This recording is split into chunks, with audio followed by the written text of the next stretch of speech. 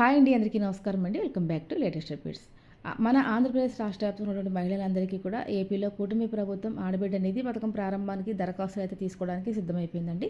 రాష్ట్ర వ్యాప్తంగా ఉన్నటువంటి మహిళలందరికీ కూడా ఒక పథకానికి సంబంధించి దరఖాస్తుల ప్రక్రియ ప్రారంభించాలని చెప్పేసి సీఎం చంద్రబాబు నాయుడు గారు అధికారులను ఆదేశించడం జరిగింది. ఈ పథకం ద్వారా ఒక్కొక్క మహిళకి కూడా 1,500 రూపాయలు చొప్పున సంవత్సరానికి 18,000 రూపాయలు ప్రభుత్వం అందించబోతోందన్నమాట.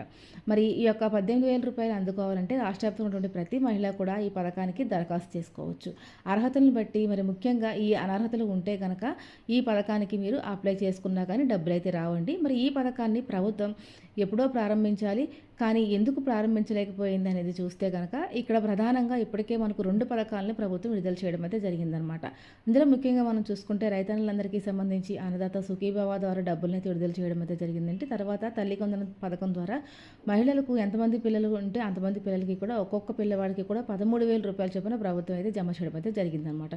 ఇప్పటికే ఈ 2 పథకాలు ప్రారంభించిందండి. మళ్ళీ ఇక్కడ నిధుల కొరత అయితే కొంత ప్రభుత్వం దగ్గర ఉందన్నమాట. అందువల్ల ఈ ఆడబిడ్డ నిధి పథకం ప్రారంభం అనేది జాప్యం అవుతుందని చెప్పుకోవచ్చు.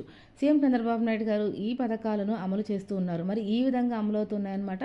మరి కొత్త పథకాలు ఇంకా ప్రారంభించలేదు. ఆడబిడ్డ నిధి పథకాన్ని కూడా అమలు చేయాలని చెప్పేసి ప్రభుత్వం అయితే నిర్ణయం తీసుకుంది. ఎందుకంటే గవర్నమెంట్ ప్రారంభమైపోయి 3 సంవత్సరాలు అయితే కావస్తుందండి. ఇప్పటివరకు కూడా ఆడబిడ్డ నిధి పథకం అందించలేదని చెప్పేసి మహిళలందరూ కూడా ఎంతో నిరాశ వ్యక్తం చేస్తున్నారు. ఇవన్నీ దృష్టిలో పెట్టుకున్న ఏపీలో కూటమి ప్రభుత్వం ఈ పథకం యొక్క దరఖాస్తు ప్రక్రియను వేగవంతంగా చేయాలని చెప్పేసి అధికారులకు ఆదేశాలు జారీ చేయడం అయితే జరిగిందనమాట. ఈ పథకానికి సంబంధించి కొత్తగా మరి అర్హతలు అనేవి తీసుకోవడం అయితే జరిగిందనమాట. కొత్త రకమైన రూల్స్ రెగ్యులేషన్స్ కూడా పెట్టడం అయితే జరిగింది. కాబట్టి ప్రతి ఒక్క మహిళ కూడా చాలా జాగ్రత్తగా మీకు అన్ని రకాల అర్హతలు ఉంటేనే అప్లై చేసుకోవాలండి. అర్హత లేకుండా మీరు అప్లై చేసుకున్నా మీకు టైం వేస్టే, కానీ ఒక పథకానికి సంబంధించిన డబ్బులు అయితే రావన్నమాట. కాబట్టి ఈ వీడియోలో ఎలాంటి మహిళలకు మరి డబ్బులు అనేవి వస్తాయి, ఎలాంటి మహిళలకి డబ్బులు రావు, ఎవరు అప్లై చేసుకోవచ్చు, ఎవరు అప్లై చేసుకుని ఉపయోగం ఉండదు అన్న పూర్తి సమాచారం ఈరోజు డీటెయిల్గా తీసుకుందాము. వీడియోని ఎక్కడ స్కిప్ చేయకుండా ఫస్ట్ నుంచి చివరి వరకు చూడండి. ఎవరైతే వీడియో చూస్తున్నారో తప్పకుండా ఛానల్ సబ్స్క్రైబ్ చేసుకోండి. అలాగే వీడియోకి ఒక చిన్న లైక్ చేయడానికి ట్రై చేయండి. మీరు ఇలా చేయడం వల్ల ఈ వీడియో చాలామంది దగ్గరికి రీచ్ అయ్యే అవకాశం ఉంది. తెలియని వాళ్ళు ఎవరైనా ఉంటే కనుక తెలుసుకునే అవకాశం అయితే ఉంటుందన్నమాట. మరి మన ప్రభుత్వం అనేక రకాల పథకాలకు సంబంధించి అప్డేట్స్ అయితే రిలీజ్ చేస్తూ ఉంటుందన్నమాట. ప్రతి అప్డేట్ని కూడా మీరు ఎప్పటికప్పుడు తెలుసుకోవచ్చండి మన ఛానల్ ద్వారా. కాబట్టి తప్పకుండా ఛానల్ని ఫాలో చేస్తూ ఉండండి. వీడియోకి లైక్ చేయండి.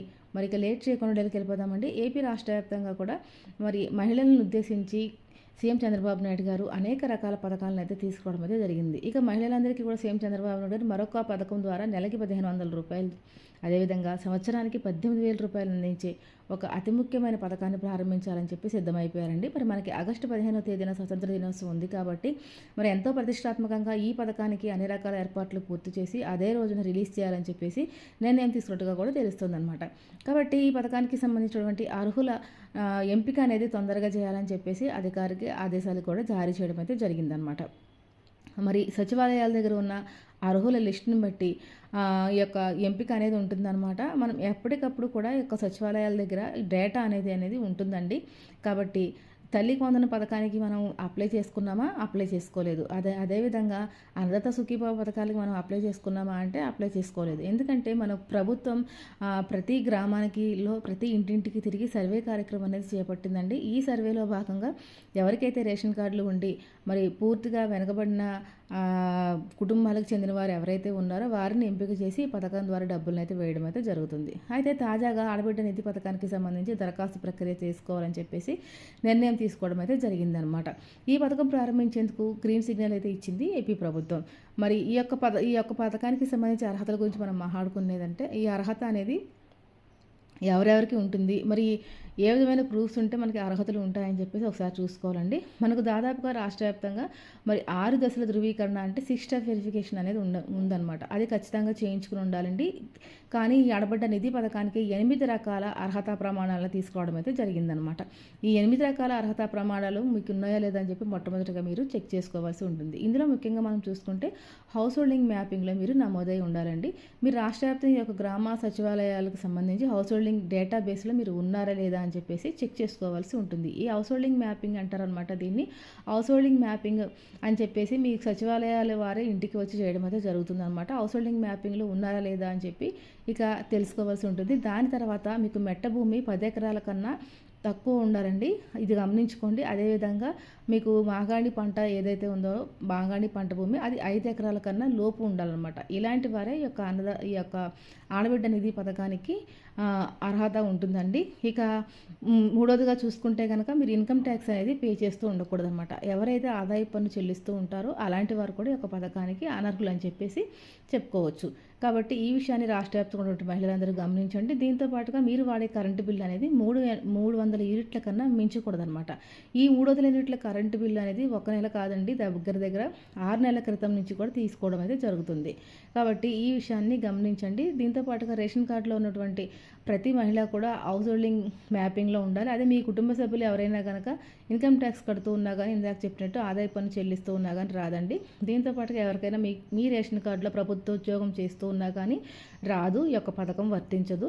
అదేవిధంగా మీకు కనుక 4 చక్రాల వాహనం అంటే కార్ అనేది మీకు కనుక ఉంటే కనుక ఈ యొక్క పథకం ఏది రాదనమాట, సంక్షేమ పథకం.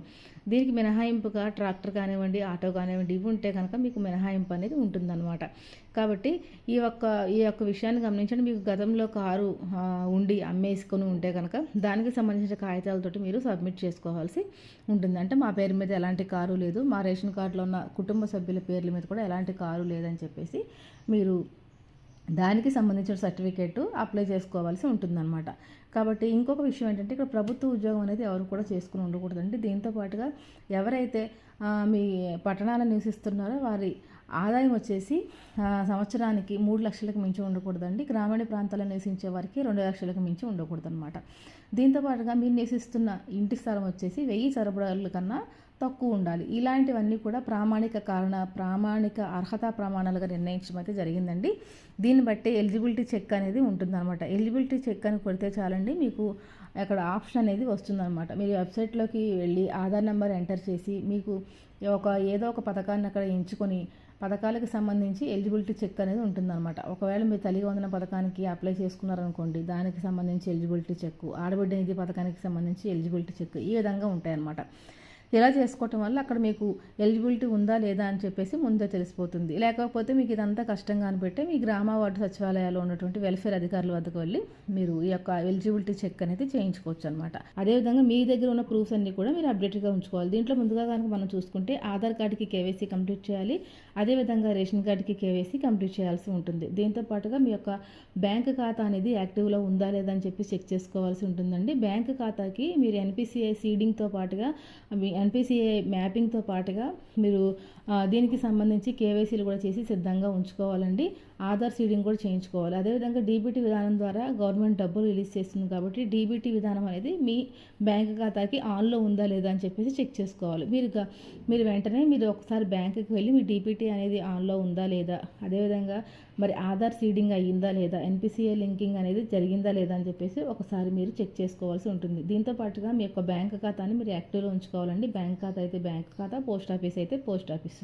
ఇది యాక్టివ్లో ఉండాలంటే కనుక మీరు మినిమం బ్యాలెన్స్ అంటే దగ్గర ఒక 1000 రూపాయలైనా కానీ మీరు అకౌంట్ అనేది మెయింటైన్ చేస్తూ ఉండాలండి. అలా అయితేనే మీ బ్యాంక్ ఖాతా అనేది యాక్టివ్లో ఉండడం అయితే జరుగుతుంది. గవర్నమెంట్ వారు డబ్బులు రిలీజ్ చేయగానే మీ యొక్క డబ్బులు అనేవి ఖాతాలో పడతాయి అనమాట. ఇవన్నీ చేసుకొని సిద్ధంగా ఉండాలండి. మరి ఏపీ ప్రభుత్వం యొక్క ఆడబిడ్డ నిధి పథకాన్ని ప్రారంభం చేయడానికి అన్ని రకాలుగా సిద్ధమైంది కనుక మీరందరూ కూడా సిద్ధంగా ఉండండి. ఖచ్చితంగా ప్రతి ఒక్క మహిళకి కూడా ఈ యొక్క పథకం ద్వారా లబ్ధి అనేది పొందవచ్చు అనమాట. కాబట్టి ఈ విషయాన్ని రాష్ట్ర వ్యాప్తంగా ఉన్నటువంటి మహిళలందరూ గమనించండి. మరి మనకి ఈ యొక్క పథకాన్ని ఆగస్టు 15వ తేదీకి ప్రారంభించాలని చెప్పి ఏపీ ప్రభుత్వం నిర్ణయం తీసుకుందనమాట.